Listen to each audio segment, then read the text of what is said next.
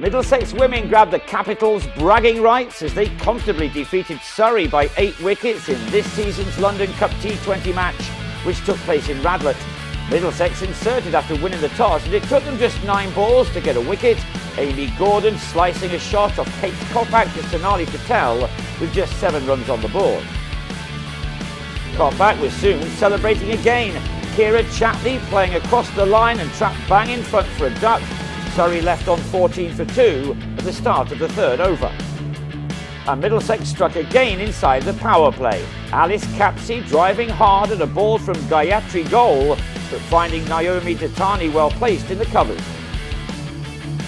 The total read 35 for 3 after 6 overs, and then on came Bhavika Gajipra, who began her spell with a wicket maiden, and Mara Carr with some quick glove work behind the stumps to remove Chloe Brewer for a duck. It was tough going for the visitors, although Kirsty White and Hannah Jones were able to carry the total to 54 for 4 at the halfway stage of their innings.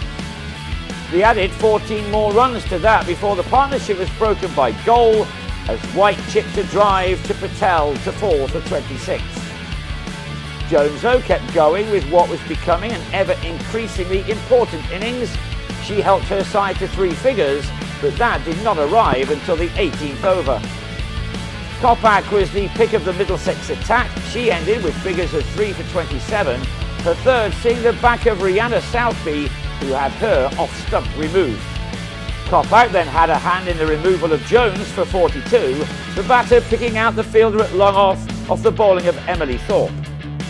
The last over went for 11 runs as Surrey ended their 20 on 124 for 7.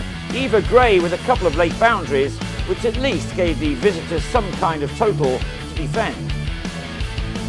But a solid start was all that was needed to keep Middlesex ahead of the game, and that was given to them by Datani and Cordelia Griffith, who opened up with a stand of 23 for the first 5 overs. Griffith then fell for 8, moving across her stumps only to be pegged in front by Beth Carrins. Datani appeared to be a class above the rest the way she batted, the left-hander playing forward or back or hitting on or on the offside with equal skill. The 50 was brought up in the 9th over, and Middlesex were well on their way to avenging the defeat in last year's one-off match. Datani struck the only 6 of the game as she continued to dominate the scoring. She compiled a classy half-century, sweeping well to add her 7th 4 to her 1 maximum, to ease to her 50 off 44 balls. As long as she stayed at the crease, the win was by now a formality.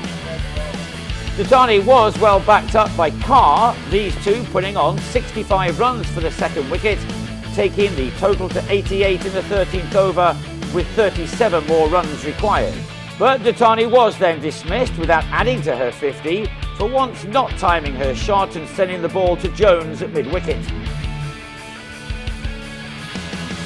It was largely her effort which meant that Carr, now joined by Natasha Miles, had to take no risks to ease their side home, this a rare boundary. A drive down the ground by Miles took the target down to 3 runs, and Middlesex had 2 full overs in which to get them. The winning hit came with 10 balls to spare, Carr sweeping to the rope to end on 29, while Miles left with 24 runs to her name. A very comfortable victory in the end, set up by the bowlers but finished with skill by the batters. Middlesex then won by 8 wickets to take the London Cup for the 6th time in 7 attempts, their only loss coming in 2020. The bragging could now begin.